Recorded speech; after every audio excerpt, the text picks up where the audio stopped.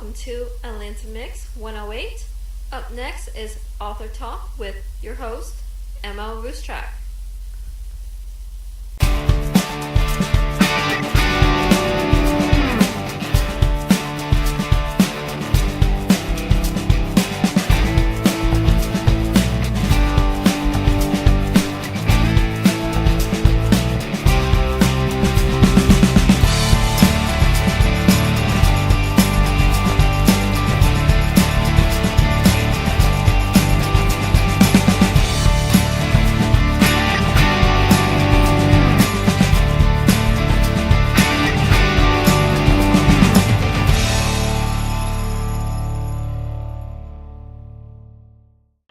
Welcome, Atlanta. We're on Weird. Author Talk with M.L.Ruscsak and my special guest, Max Hiller, and we're going to be talking about the Detective Cadillac Holland Mystery Series. How are you doing today?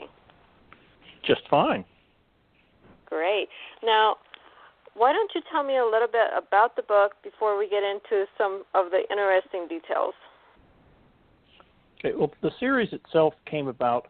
I evacuated during Katrina, lived in New Orleans for well over 20-odd some years, and was working as a restaurant manager. And between the staff and the guests that we had coming through, I realized there were thousands of stories that weren't getting told.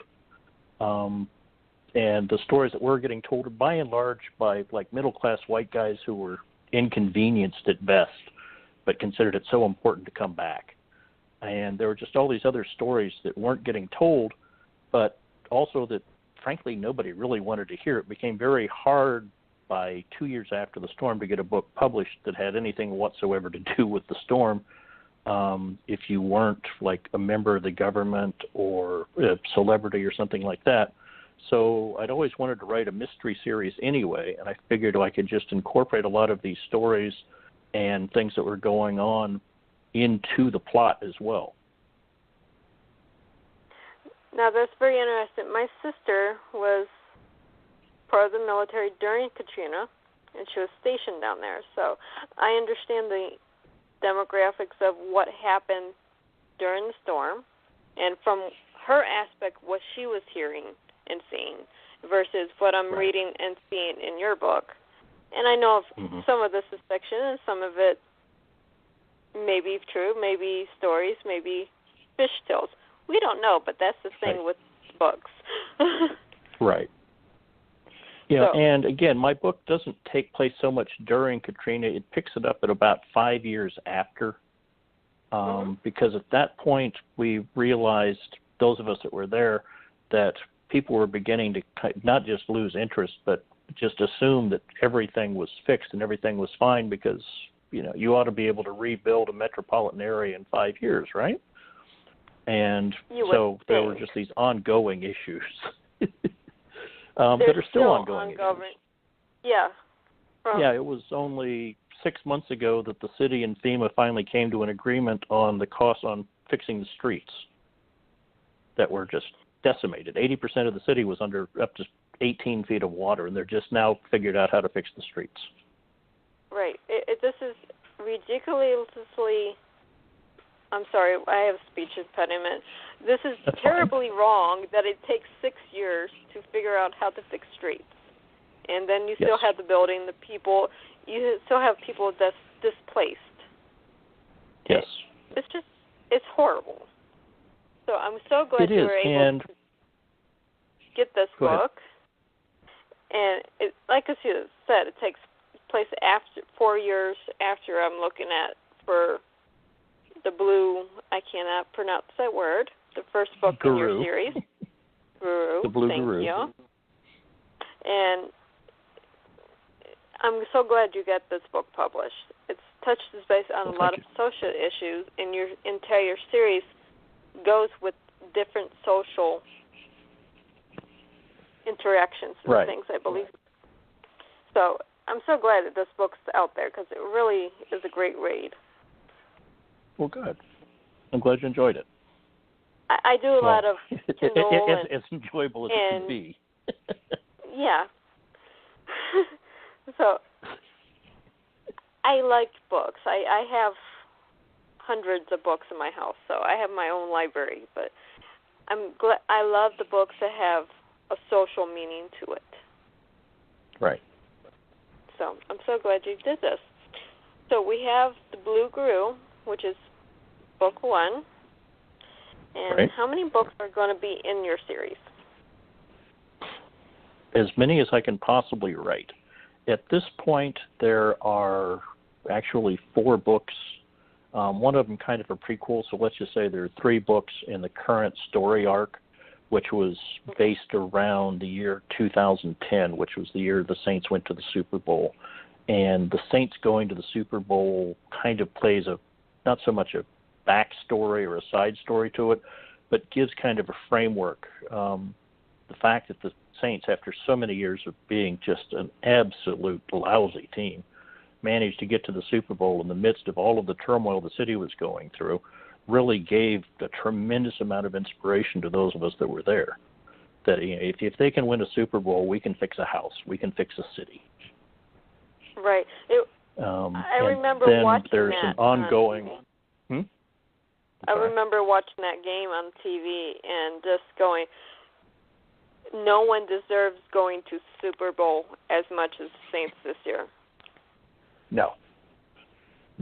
And so many of the people that were the coach and the quarterback and all these players had come into New Orleans shortly after Katrina and just saw what was going on and dug in and became an integral part of the city. So many NFL teams are parts of their city, but very few of them actually kind of assume the role of the heart of the city, and the team did. It's very heartwarming when you have a sports team step in and really become the heart of the team. It's just not, well, you're paying me for the playing, basically, and that's all I'm going to do. It's inspirational when they go that extra step. Yes, and they really have, and they've continued to. But it's I touch base with Louisiana stuff every once in a while, as I still have family in the area, so I don't get as much news now, but I touch base when I can. Right. So we have. Well, I've always kind of said that if you go to New Orleans, you're not really in Louisiana. Right. That's it. Yeah. Because it's just it's so unique. We have Blowback, which is the one that covers the Saints in the Super Bowl. And then you go into the Blue Guru, and then the third one, which is actually book 2, which is Can't Stop the Funk. Right. Now, you said you have another book after that. Yes, there's also one called Ghosts and Shadows, which delves much more. One of the other backstories is the central character's own backstory. He and his chef partner were both military and intelligence operatives in the Middle East that came back to New Orleans with stories they can't really tell anybody. And a lot of that comes out in this last book, where you've actually got someone they were ambushed on their final mission, and the overall mission that they were doing in Iraq, someone has decided was just perfect to try and reenact in New Orleans, which puts them and their families and pretty much the entire city at serious risk. So they wind up having literally to kind of do counterintelligence on an intelligence mission they themselves ran. I thank but it you gets for into adding that aspect to the series. As a military wife, I thank you for doing that. Yeah, well, and the character all through the series has been kind of fighting a fashion of PTSD, which is called hypervigilance, that a lot of people, military veterans, and especially Special Forces troops that have been in ambushes and been in close quarters combat, come back suffering from. With your Special Forces and your intelligence operatives, the problem that they have as opposed to PFC Joe Blow is that when they get PTSD or they have issues, there's really almost no one they can discuss the nature of what happened, because everything is so classified, cut off, compartmentalized, that they're pretty much left on their own to deal with things. And we deal with quite a bit of that as well. And here's just another thing you can probably use later on, even with the military that's going through this. A lot of the stuff they can't even talk to counselors about. It's that classified. That's what I mean. Yeah, that they're literally kind of on their own. It's kind of like only being able to go to a doctor and say, I hurt, and then that's it. You can't tell him anything else. But the other genesis of this last book was that there are other things that have been happening in the country that if you kind of combine everything together, it makes for a gripping kind of story. We had the matter of the ATF allowing the Mexican drug cartels to buy weapons and take them back to Mexico, which was just a huge scandal. Yes. It turned out that at one point the DEA had struck a deal with one of the cartels as well to let their people loose if they were caught in the United States with drugs, because they were feeding us information on other cartels. So if we spin that to its worst possible outcome and add in these military operatives, then that's kind of where that last book comes from, is what happens when people are trying to, militarize solutions in an urban setting, and it's never going to.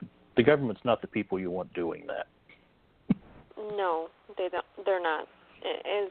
I'm glad that you did it this way, because it makes for an excellent read that I highly recommend. But you also add in those social things that a lot of people don't understand because they don't think about it. No, but they are out there and they are happening. That very little of, such as in Can't Stop the Funk, when there is this whole rather dry discussion about the economics of building condominiums in poor neighborhoods and basically gentrifying neighborhoods.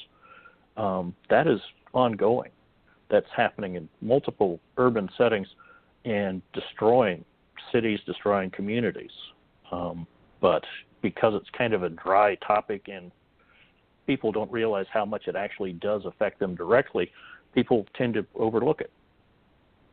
Yeah, we put a condominium into a urban setting. You raise the property tax, so the people that have been living there for 20-odd years now have to pay a higher property tax, but no one understands, hey, I voted for this condominium to be built. Right. So. Yeah, and it's, as we're seeing, with the current presidential administration and the stories that are going on about money laundering through real estate, we're seeing a lot of the damage that gets done with the high-end condominiums as well. That there are actually condominiums in New York City right now where the average price of a condominium is $5 million, and they're completely sold out, but only have 3% occupancy. The people are just buying them instead of taking out CDs. It's purely an investment, but it's not an investment in the community where the place is. Right. Because if you actually had someone living in an apartment, then they need restaurants, they need bars, they need grocery stores, they need all kinds of things that an empty apartment doesn't need. And so you wind up killing the service industries, in these high-end neighborhoods because there's frankly nobody home.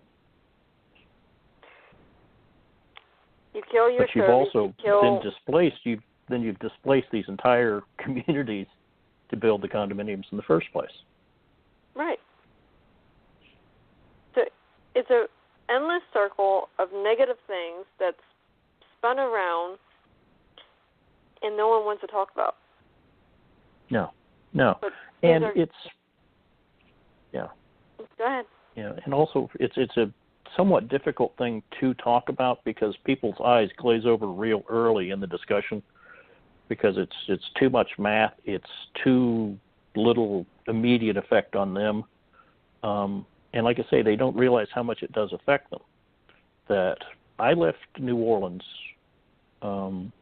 in 2010 and sold a house that it would cost me almost as much again to buy back just, 8 years later. And they've done nothing to the house except just lived in it.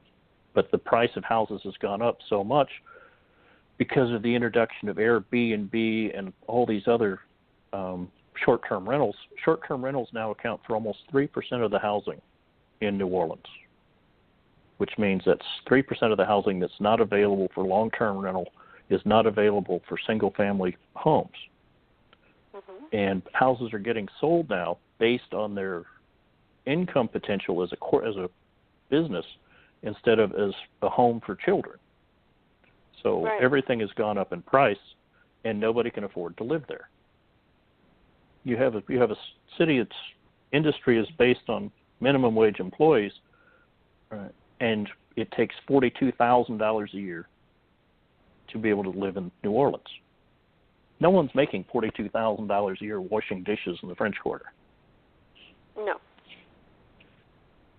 I wish. You have to have 2 to 3 jobs to make $43,000, and then when do you have time to live? Right.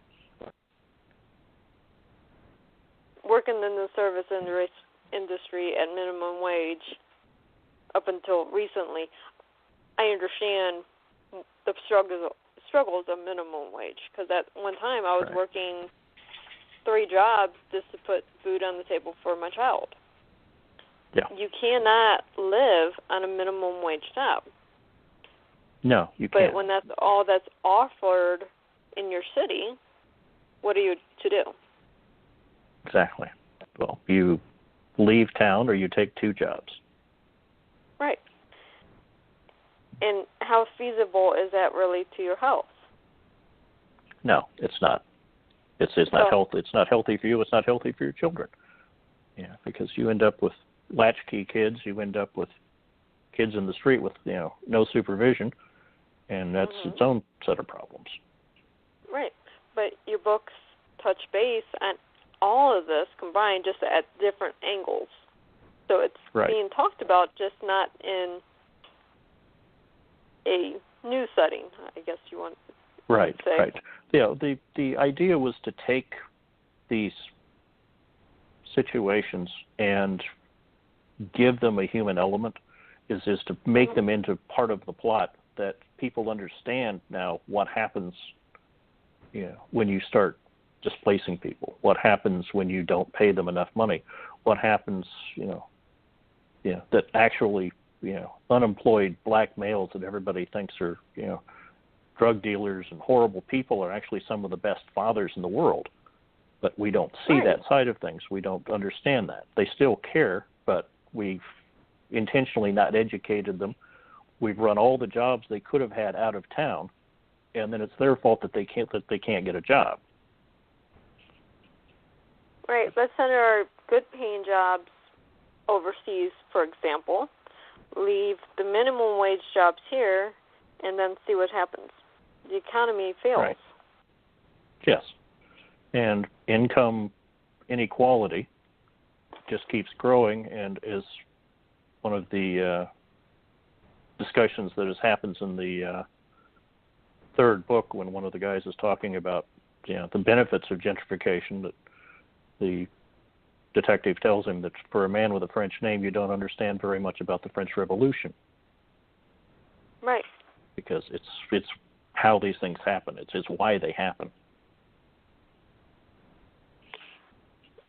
If we go back and look at history and incorporate what we should have learned during the history, looking back now, a lot of things wouldn't be the way they are. But sadly, too many people want to glaze over historical facts and not work on actual solutions. No, history is horribly inconvenient. Oh, yes. I'm a history nut, so I love my history, and I see it. If you don't change it, it repeats. Yeah. But nobody wants to change it because nobody wants to learn it. Well, no, and they don't. The problem is it's not so much that history repeats itself. The solutions we come up with keep repeating themselves. You can't. That's what the old thing is. Insanity. Insanity is doing the same thing repeatedly, expecting a different outcome. Yeah, that's a better solution there. You can't. You have to fundamentally make a left-hand turn somewhere. And go down a different path. Even if it doesn't work, it's a different path, and maybe it's a better solution. But it won't be the same one, which we already know doesn't work. Right. But unfortunately, we don't fix that, and those that want to fix it are not in the position to fix it, or they perceive they are not in the position to fix it. Yes. But sometimes, and again, that's one of the things that, right. And that's one of the things that I kind of built into the character of the detective, is that he was one of those guys who was, doing what he was ordered, doing what he thought was the right thing to do. And in the final moments when he's being ambushed and being shot by a 14-year-old angry kid, he realizes that he's kind of got it coming. That the kid is really just defending his home, is got no other option but to take up guns because we've bombed away whatever job he might have had. We've created this horrible living condition for him, and so he kind of thinks he's somewhat got it coming when he does get shot at the before the start of the first book, and comes back to Louisiana, and he brings that lesson and mindset with him, that we need to take care of how we treat one another and how we treat those who were in a lesser position. That he very much feels that no part of his job involves like creating work for other people, and it gives him this odd sense of justice, that he comes to realize that the laws and justice are two different things, and he has a very hard time enforcing laws that have no justice. And it's how you end up with some of the interesting solutions that he comes up with, to things that, he might be able to get somebody into court on, and he might be able to get a conviction for, but that's not necessarily the justice that needs to happen. So, he makes, rich people suffer financially, and mean people, realize there's somebody meaner than they are on the planet. They're going to have to live with that. I was told in school, and this is several years ago, there's always someone better, someone richer, someone more important, more creative, more anything than you are. It's just when you meet that person that you realize it, or if it's shoved in your face. Right. I had an English teacher tell me that. Well, he told that to a class, but as a lecture, I remembered.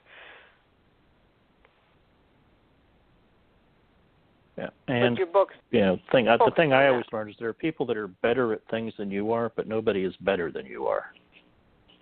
Right. There's only one you. So. Go ahead. No, I was just going to say, I know it's kind of fun. The thing is, you need to basically make a difference, and that's what the characters in the book try very much to do.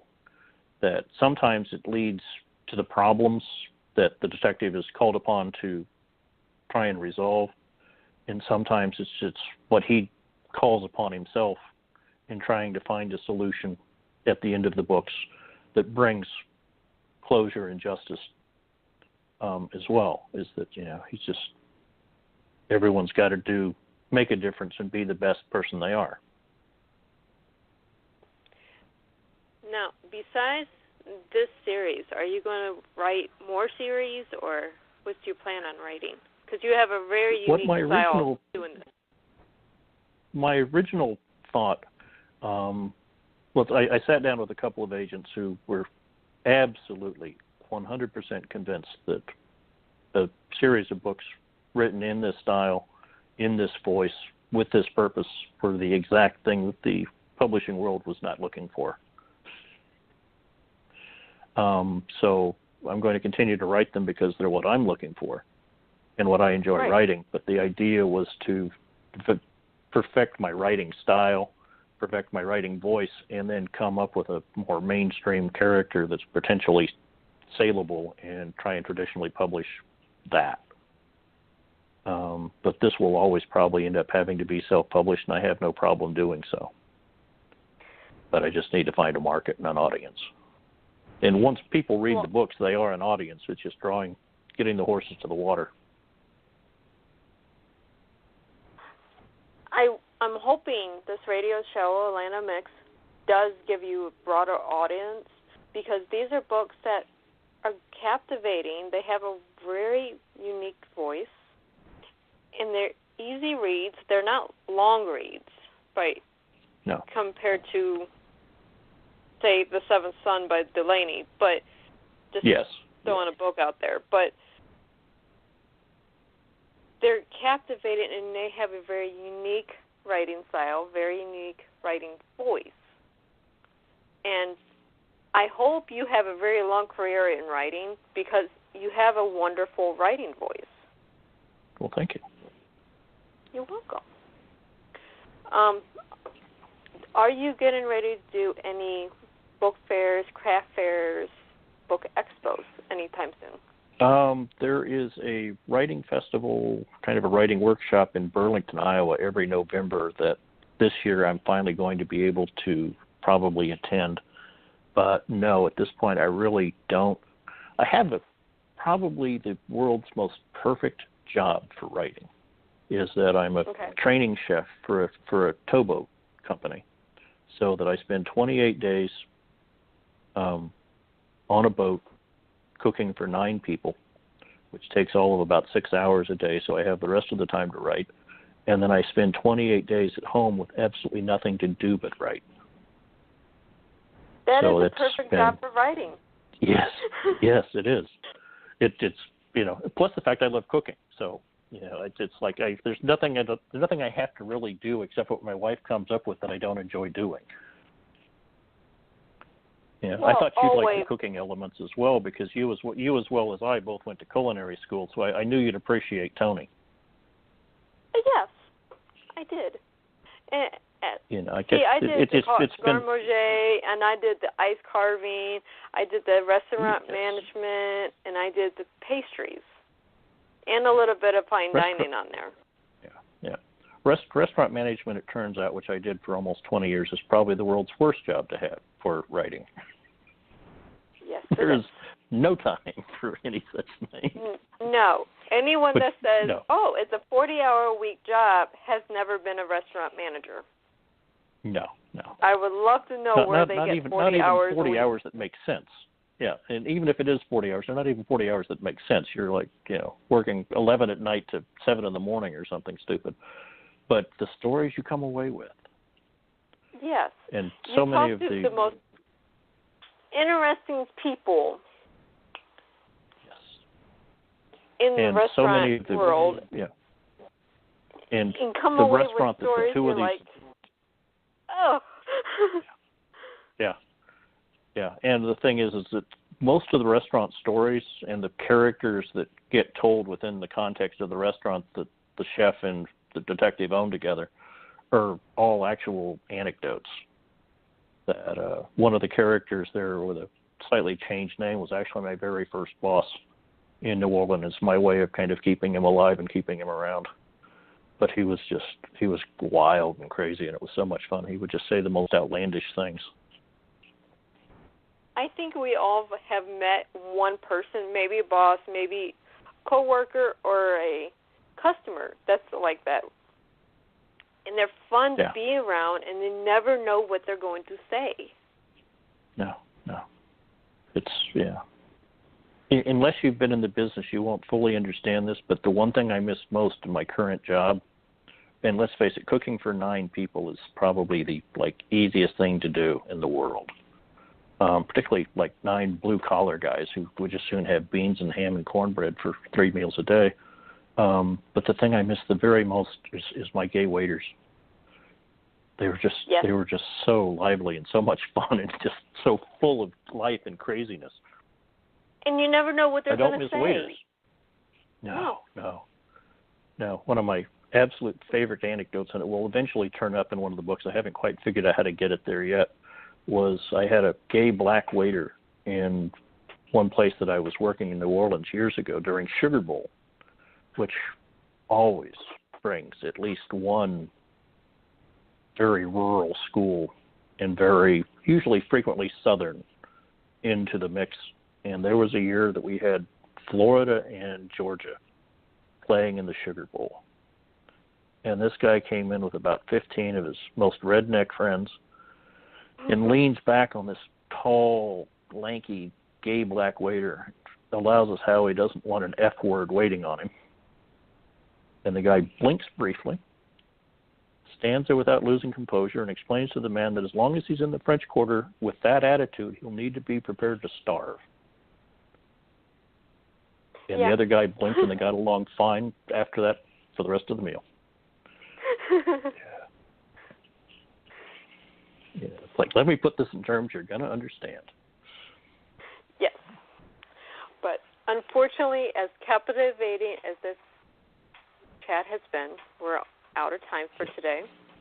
Yes. So I want to say, yes, I know this has been a fun interview and fun chat because we have similar backgrounds in some aspects. Yes, we do. So, for this and I thank you for your time. I thank you for your insights. Oh, thank you.